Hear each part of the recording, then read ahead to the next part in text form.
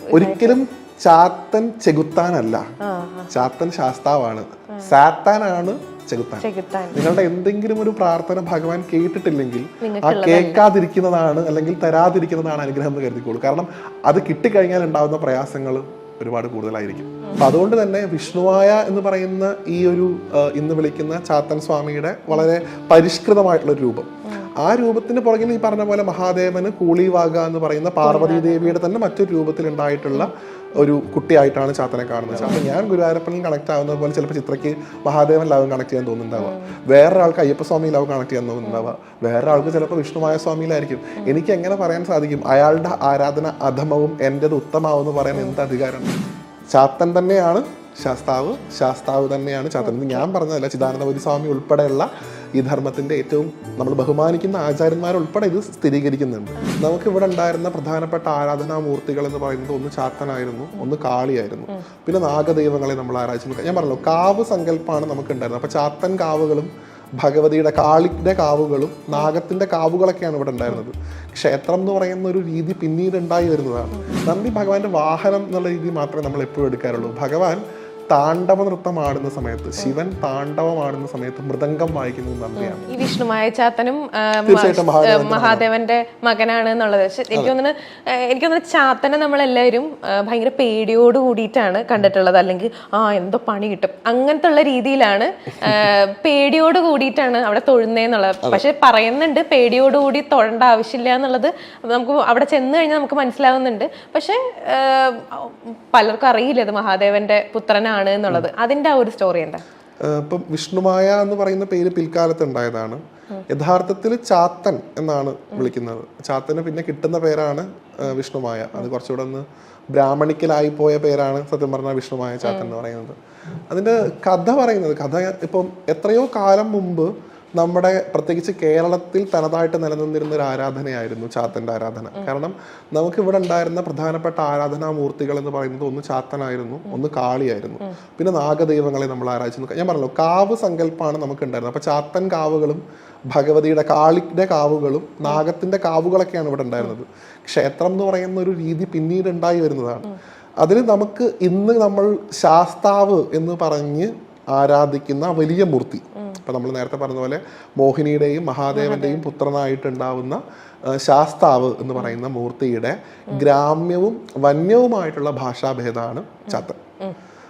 ചാത്തൻ തന്നെയാണ് ശാസ്താവ്, ശാസ്താവ് തന്നെയാണ് ചാത്തൻ. ഇത് ഞാൻ പറഞ്ഞതല്ല, ചിദാനന്ദപുരി സ്വാമി ഉൾപ്പെടെയുള്ള ഈ ധർമ്മത്തിന്റെ ഏറ്റവും നമ്മൾ ബഹുമാനിക്കുന്ന ആചാര്യന്മാരുൾപ്പെടെ ഇത് സ്ഥിരീകരിക്കുന്നുണ്ട്.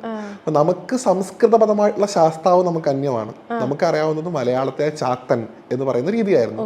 നമ്മൾ ചാത്തനെ പൂജിച്ചിട്ടുണ്ട്. ഇന്നും പല ബ്രാഹ്മണ ഗ്രഹങ്ങളിലെ അടക്കം പരദേവതാ സ്ഥാനത്ത് ചാത്തനുണ്ട്. ആ ചാത്തൻ എപ്പോഴാണ് ഒരു നെഗറ്റീവ് എനർജി വരുന്നത്, ഒരു നെഗറ്റീവ് ഇമ്പാക്ട് വരുന്നത്, അത് തീർച്ചയായിട്ടും അത് ബ്രിട്ടീഷ് കാലഘട്ടത്തിലാണ് സംഭവിക്കുന്നത്. അപ്പൊ ബ്രിട്ടീഷ് കമ്മ്യൂണിറ്റിയെ സംബന്ധിച്ചിടത്തോളം ക്രിസ്ത്യാനിറ്റിക്ക് കൂടുതൽ പ്രാധാന്യമുള്ള ആൾക്കാരായിരുന്നു അവർ. അറിയാലോ, ഓൾറെഡി അവർ ഒരു വൈദേശികമായിട്ടുള്ള മതമാണ് പിന്തുടരുന്നത്. ആ വൈദേശിക മതത്തിൽ ഏറ്റവും പ്രധാനപ്പെട്ട തിന്മയുടെ ശക്തിയായിട്ട് അവർ കണ്ടിരുന്നത് സാത്താനായിരുന്നു. സാത്താൻ എന്നാണ് അതിനെ വിളിക്കുക. അപ്പം ദൈവവും ഉണ്ട്, ദൈവപുത്രനുണ്ട്, സാത്താനാണ് ഇപ്പുറത്തെ സൈഡിൽ നിൽക്കുന്നത്, തിന്മയുടെ ആൾരൂപമായിട്ടുള്ള സാത്താൻ, ലൂസിഫർ എന്ന് നമ്മൾ വിളിക്കുന്ന ആ രൂപം. ആ സാത്താനെ അവരെപ്പോഴും വെറുപ്പോടുകൂടിയും അതിനെ ആരാധിക്കാൻ പറ്റാത്ത മൂർത്തിയായിട്ടാണ് ക്രിസ്ത്യാനിറ്റിയിൽ കാണുന്നത്. ആ വിഭാഗത്തിൽപ്പെട്ട ആൾക്കാർ കേരളത്തിൽ വന്നപ്പോൾ ഇവിടെ ചാത്തനെ ആരാധിക്കുന്നതായിട്ട് അവർ കാണുന്നു. അപ്പൊ ഈ സാത്താൻ എന്ന് പറയുന്ന ഇവര് ഇതിനെ റീപ്ലേസ് ചെയ്യുന്നത് ചാത്തനെ വെച്ചിട്ടാണ്. അപ്പൊ ആണ് ഈ ചാത്തൻ ആരായി മാറുന്നത് പതിയെ സാത്താനായിട്ട്. ഒരിക്കലും ചാത്തൻ ചെകുത്താനല്ല, ചാത്തൻ ശാസ്താവാണ്, സാത്താനാണ് ചെകുത്താൻ. പക്ഷെ ആ ഇമ്പാക്റ്റോട് കൂടി ചാത്തൻ ആരായി മാറി? ഈ പറഞ്ഞതുപോലെ നെഗറ്റീവ് ആയിട്ടുള്ള ഒരു എനർജി അല്ലെങ്കിൽ നെഗറ്റീവ് ആയിട്ടുള്ള ഒരു മൂർത്തിയായിട്ട് മാറി. അതിന്റെ വിധാനങ്ങളൊക്കെ ഗ്രാമ്യമാണ്. ഇപ്പൊ ബലി ഉണ്ടായിരിക്കാം, അല്ലെങ്കിൽ താമസികം നമ്മൾ വിളിക്കുന്ന പൂജ ഉണ്ടായിരിക്കാം. അതൊക്കെ നാടൻ ആരാധനാ രീതിയിൽ പണ്ടുണ്ടായിരുന്നതാണ്. അതിന് ഇന്നത്തെ ഈ കാലത്ത് ധർമ്മത്തിൽ ഒരുപാട് മാറ്റങ്ങൾ, അതായത് ഇപ്പൊ മദ്യം വെച്ച് പൂജിക്കുക, മാംസം വെച്ച് പൂജിക്കുക, അതൊക്കെ നമ്മൾ കേട്ടിട്ടുണ്ട്. അതെ അതെ, അതൊക്കെ പ്രാദേശികമായിട്ട് നമ്മളിപ്പോ ഇത്രയധികം പരിഷ്കൃതമായ ഒരു സമൂഹത്തിലേക്ക് നമ്മൾ മാറിയിട്ട് വളരെ കുറച്ച് കാലമായിട്ടുള്ളൂ. പണ്ട് ആദിവാസികളായിരുന്ന സമയത്ത്, അത് കഴിഞ്ഞൊരു നാടൻ പ്രദേശത്ത് ജീവിക്കുന്ന സമയത്ത്, അപ്പോഴൊക്കെ നമ്മൾ ദ്രാവിഡമായിട്ടുള്ള ഒരു കൾച്ചറാണ് നമ്മൾ ഹോൾഡ് ചെയ്തിരുന്നത്. ഒരിക്കലും ഒരു ബ്രാഹ്മണിക്കരായിട്ടുള്ള കൾച്ചർ ഹോൾഡ് ചെയ്തൊരു സമൂഹമല്ല കേരളത്തിലൊക്കെ പ്രത്യേകിച്ചുള്ളത്. പിന്നീടാണത് വരുന്നത്.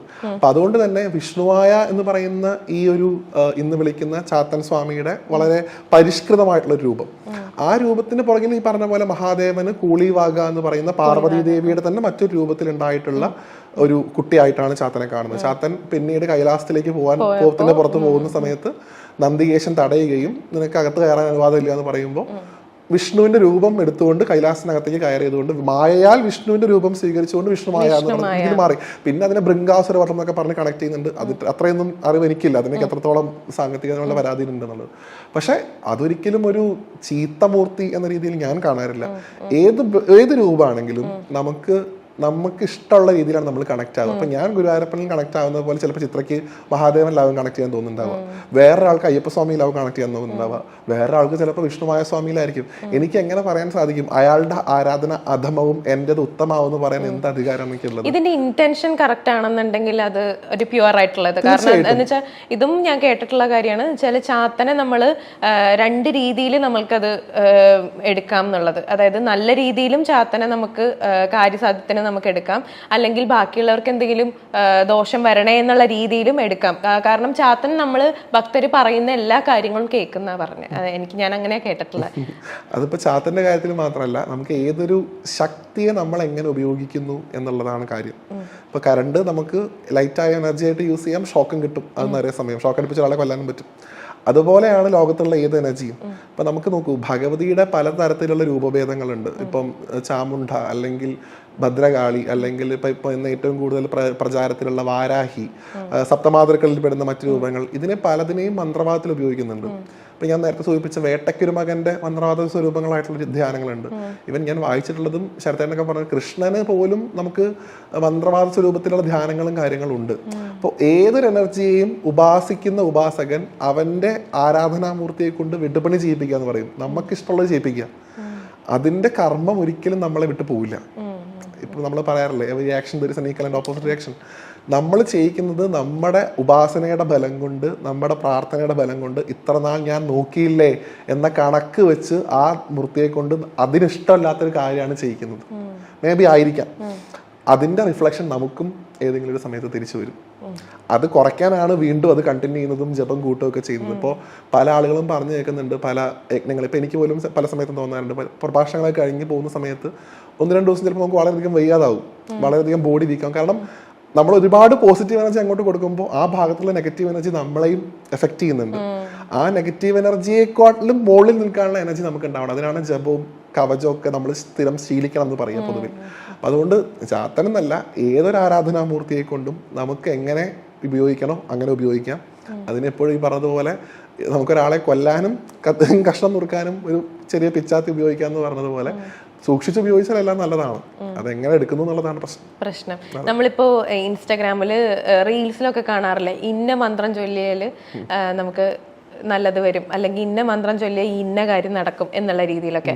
ഈ മന്ത്രങ്ങൾ എങ്ങനെയാണ് നമ്മളുടെ ഒരു കാര്യസാധ്യത്തിനും അല്ലെങ്കിൽ ഇന്ന കാര്യം നടക്കാനും നമ്മളുടെ മൈൻഡ് ഒന്ന് റിലാക്സ്ഡ് ആവാനും ഒക്കെ അത് യൂസ്ഫുൾ ആവുന്ന എങ്ങനെയാ? തീർച്ചയായിട്ടും. ഇപ്പൊ ഇതിനകത്ത് ഇപ്പൊ മന്ത്രങ്ങളുടെയൊക്കെ ഒരു ഉപജ്ഞാതാക്കൾ, ഋഷിമാർ, അതൊക്കെ പണ്ട് മുതൽ ഇവിടെ ഉണ്ടായിരുന്നു. ദൃഷ്ടാക്കൾ എന്നാ പറയാ മന്ത്രത്തിന്. മന്ത്രം കണ്ടുപിടിച്ച ആളല്ല, മന്ത്രം ഓൾറെഡി ഉണ്ടായിരുന്നു, മന്ത്രത്തെ കണ്ടെത്തിയ ആൾക്കാരെന്നാ പറയാ. ഇപ്പം ഗായത്രി ആണെങ്കിൽ വിശ്വാമിത്രനാണ് ഋഷി. എനിക്ക് തോന്നുന്നു മൃത്യുഞ്ജയ മന്ത്രമാണെങ്കിൽ വസിഷ്ഠനോ ആരാണ് ഋഷി. അപ്പോൾ ഓരോ മന്ത്രത്തിനും ഓരോ ഋഷിയുണ്ട്. അവരാണ് ഈ സമൂഹത്തിൽ നിന്ന് അതിനെ കണ്ടെടുക്കുന്നത്. അവർക്ക് തോന്നുകയാണ്, ഓ ഇങ്ങനൊരു മന്ത്രമുണ്ട്, അങ്ങനെ നമ്മുടെ മനസ്സിലൂടെയാണ് അത് പുറത്തു വരുന്നത്. അപ്പൊ ഈ മന്ത്രങ്ങളൊക്കെ തന്നെ ഈ പറഞ്ഞതുപോലെ കാര്യസാധ്യത്തിന് ഉപയോഗിക്കുന്നത്. ഇപ്പൊ നമ്മുടെ മോഡേൺ സൊസൈറ്റി അല്ലെങ്കിൽ മോഡേൺ സയൻസ് ഏറ്റവും കൂടുതൽ പറഞ്ഞു വെക്കുന്ന ഒരു സാധനമാണ് ഈ മാനിഫെസ്റ്റേഷൻ അല്ലെ. ഇപ്പൊ 11/11 വിഷനെ കുറിച്ചൊക്കെ നമ്മൾ ഏറ്റവും കൂടുതൽ കണ്ടുപിടിക്കുന്ന സമയമാണ്. ഒക്കെ നമുക്ക് മനസ്സിന് വളരെയധികം അപരിമിതമായിട്ടുള്ള ശക്തിയുള്ള ഒരു സാധനമാണ് നമ്മുടെ മനസ്സെന്ന് പറയുന്നത്. അതിന്റെ പവറുകളെ കുറിച്ച് ഇന്നും എത്രത്തോളം സയൻസിന് കണ്ടെത്താൻ സാധിച്ചിട്ടുണ്ട് എന്നുള്ളത് സയൻസ് തന്നെ എഗ്രിയാണ്. കാരണം ഇപ്പൊ എനിക്ക് കണ്ണടച്ച് എനിക്ക് വേണമെങ്കിൽ സൗത്ത് ആഫ്രിക്കയിലോ ഓസ്ട്രേലിയയിലോ ഒക്കെ പോയി നിന്ന് ഫോട്ടോ എടുക്കുന്ന ഇമേജ് അടക്കം എന്റെ മനസ്സിൽ കണ്ട് എനിക്ക് സ്റ്റുഡിയോയിലേക്ക് തിരിച്ചു വരാം. കാരണം അത്രയും ഫാസ്റ്റാണ് ഈ മൈൻഡ് എന്ന് പറഞ്ഞ സാധനം. അതിന് ഒരുവിധം എല്ലാ കാര്യങ്ങളും നേടിയെടുക്കാനുള്ള കഴിവുണ്ട് എന്നാണ് പറയുക. ആ കഴിവ് കണ്ടെത്താനാണ് ജപം, സാധന, ഉപാസന പലതും നമ്മൾ ചെയ്തുകൊണ്ടിരിക്കുന്നത് പല മാർഗത്തിലൂടെ. അതിന്റെ ഒരു ഭാഗമാണ് ഈ പറയുന്ന മന്ത്രോപാസന, മന്ത്രത്തിലൂടെയുള്ള കാര്യസാധ്യം എന്നൊക്കെ പറയുന്നത്. പക്ഷെ കാര്യസാധ്യത്തിന്റെ ഒക്കെ ഒരു വശം ഇപ്പൊ ശരത്തേനൊക്കെ പറയും, നമ്മൾ പിടിച്ചു വാങ്ങാതിരിക്കുകയാണ് എപ്പോഴും നല്ലത്. കൊണ്ടുതരണം. ഇപ്പൊ നോക്കൂ, രണ്ട് രീതിയിൽ ശരത്തിന് കൃത്യമായിട്ട് അതിനെ കുറിച്ച് പറയാറുണ്ട്. ഞാൻ ഗുരുനാഥനെ പോലെ കാണുന്ന ഒരാളാണ്. ഇപ്പൊ നമുക്ക് ഒരു മനുഷ്യനെ സംബന്ധിച്ചിടത്തോളം ആവശ്യങ്ങൾ ഉണ്ടാവും സ്വാഭാവികമായിട്ടും, അല്ലെ? ആ ആവശ്യങ്ങളെ രണ്ട് തരത്തിൽ ക്ലാസിഫൈ ചെയ്യും. ഒന്ന് ഹിതം എന്നാണ്, ഒന്ന് പ്രിയം എന്നാണ്. ഭഗവാൻ നമുക്ക് എപ്പോഴും ഹിതകരമായിട്ടുള്ളതേ തരുള്ളൂ, പ്രിയമായിട്ടുള്ളത് തരില്ല. എക്സാമ്പിൾ പറയുകയാണെങ്കിൽ, ഇപ്പൊ എനിക്ക് ഡയബറ്റിക്സ് ഉണ്ടെന്ന് കരുതുക, വരാതിരിക്കട്ടെ ഭാവിയിൽ. പക്ഷെ ഡയബറ്റിക്സ് ഉണ്ടെങ്കിൽ എനിക്ക് ലഡ്ഡു ഭയങ്കര ഇഷ്ടമാണ്. ഞാൻ ഭഗവാനോട് എനിക്ക് ലഡ്ഡുതാ എന്ന് വെച്ചാൽ ഭഗവാൻ തരില്ല. കാരണം അതെനിക്ക് പ്രിയമാണ്, എനിക്കത് ഹിതമല്ല. അത് തന്നതുകൊണ്ട് എനിക്ക് ബെനിഫിറ്റ് ഉണ്ടാവണം. അങ്ങനെയുള്ള സാധനങ്ങളെ ഈശ്വരന്മാർ തരുള്ളൂ. കാരണം ആത്യന്തികമായിട്ട് ഭക്തന്റെ നന്മ മാത്രമേ ഭഗവാൻ നോക്കുന്നുള്ളൂ. അപ്പോൾ ഈ സാധനം പിടിച്ചു വാങ്ങിക്കഴിഞ്ഞാൽ ചിലപ്പോൾ അത് നമുക്ക് ഉപദ്രവമേ ചെയ്യുള്ളൂ. ഞാനിപ്പോൾ പല പ്രഭാഷണങ്ങളൊക്കെ പറയാറുണ്ട്, നിങ്ങളുടെ എന്തെങ്കിലും ഒരു പ്രാർത്ഥന ഭഗവാൻ കേട്ടിട്ടില്ലെങ്കിൽ ആ കേൾക്കാതിരിക്കുന്നതാണ് അല്ലെങ്കിൽ തരാതിരിക്കുന്നതാണ് അനുഗ്രഹം എന്ന് കരുതിക്കോളൂ. കാരണം അത് കിട്ടിക്കഴിഞ്ഞാൽ ഉണ്ടാകുന്ന പ്രയാസങ്ങൾ ഒരുപാട് കൂടുതലായിരിക്കും. ഇപ്പോൾ പല സ്ഥലത്തും നമുക്കത് കാണാൻ സാധിക്കും. ഭാരതത്തിലാണെങ്കിലും രാമായണത്തിലാണെങ്കിലും നോക്കൂ, സ്വാഭാവികമായിട്ടും ഈ പറയുന്ന ദശരഥൻ എന്ന് പറയുന്ന രാജാവിന് പുത്ര സൗഭാഗ്യം ഇല്ല.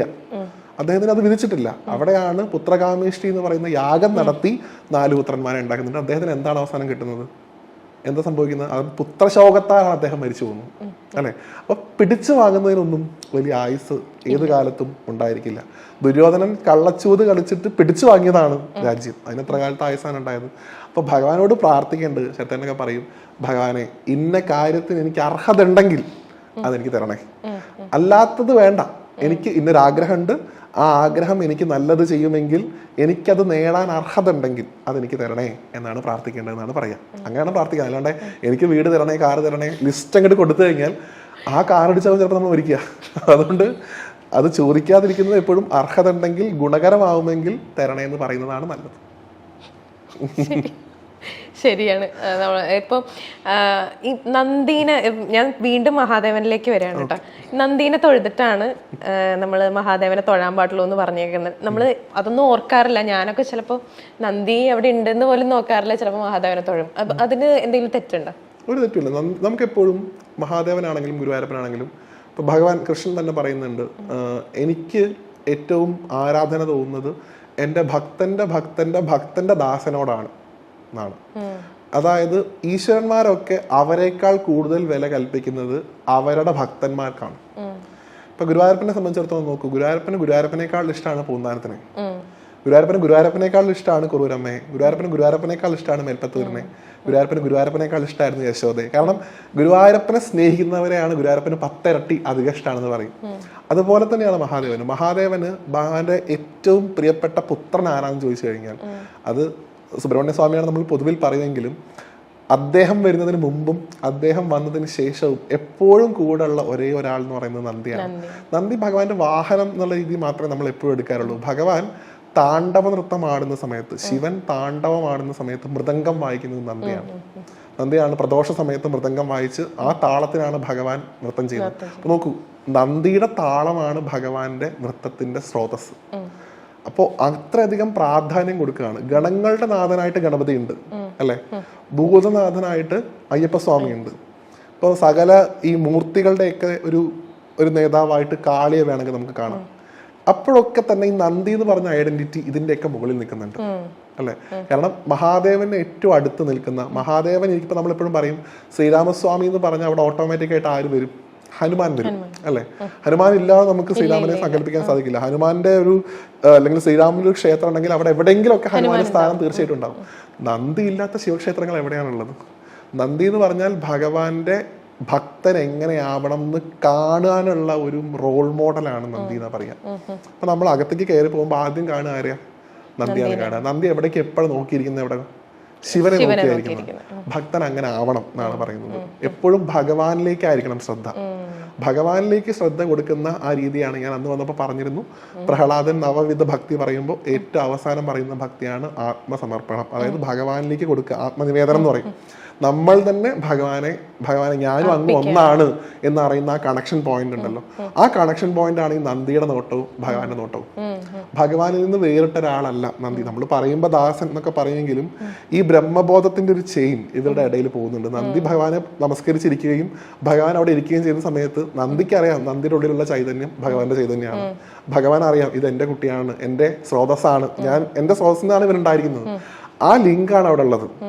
അതിനെയാണ് നിങ്ങൾ ബ്രേക്ക് ചെയ്യരുതെന്ന് പറയുന്നത്. ഈ മുറിച്ച് കടക്കരുത് എന്നുള്ളത്. ആ ബോധം തടുക്കാൻ നമ്മൾ ആരുമല്ല. ഇപ്പൊ ശിവക്ഷേത്രത്തിൽ പൂർണ്ണ പ്രദക്ഷിണം ചെയ്യുന്ന കാര്യം പറയുന്നത് നമ്മൾ ആരാണെന്ന് അറിയുക എന്നുള്ളതാണ് അതിന്റെ ഏറ്റവും വലിയ തത്വം. ബ്രഹ്മത്തെ നമുക്ക് അളക്കാൻ സാധിക്കില്ല. അതുപോലെ ബ്രഹ്മബോധത്തിന്റെ ഏറ്റവും വലിയ എക്സാമ്പിൾ ആണ് ശിവനും നന്ദി. അതിനെ മുറിച്ച് കടക്കാൻ നമുക്ക് സാധിക്കില്ല. ആ ബ്രഹ്മബോധം തടയാനുള്ള അറിവോ ജ്ഞാനമോ നമുക്കില്ല. അപ്പൊ എന്ത് ചെയ്യുക? നന്ദിയെപ്പോലെ ആവാൻ ശ്രമിക്കുക. നന്ദിയെപ്പോലെ ആയാൽ ശിവനിലേക്ക് എത്താൻ സാധിക്കും. അതുകൊണ്ട് നന്ദിയിലൂടെയുള്ള ആ കണക്ഷനിലൂടെ ആഗ്രഹം ഭഗവാനിലേക്ക് എത്തും എന്നാണ് പറയുന്നത്. അപ്പൊ എപ്പോഴും ഭക്തനെ ശുശ്രൂഷിക്കുന്നതാണ് ഭഗവാന് താല്പര്യം. പ്രദോഷത്തിലടക്കം നന്ദിക്ക് പ്രത്യേകം പൂജയുണ്ട്, നന്ദിക്ക് നേദ്യമുണ്ട്, നന്ദിക്ക് മാലയിട്ട് അഭിഷേകം നടത്തിയിട്ടാണ് ഭഗവാന് വീണ്ടും പൂജ. അത്രയധികം ഭഗവാൻ കെയർ ചെയ്യുന്നുണ്ട്. അപ്പൊ അതുകൊണ്ട് ഈ പറഞ്ഞതുപോലെ എന്റെ ഭക്തരൊക്കെ തന്നെ നന്ദിയെ പോലെ ആവണം എന്നായിരിക്കും ചിലപ്പോൾ മഹാദേവൻ പോലും ആഗ്രഹിക്കുന്നുണ്ടാവുമെന്നാണ് തോന്നുന്നത്.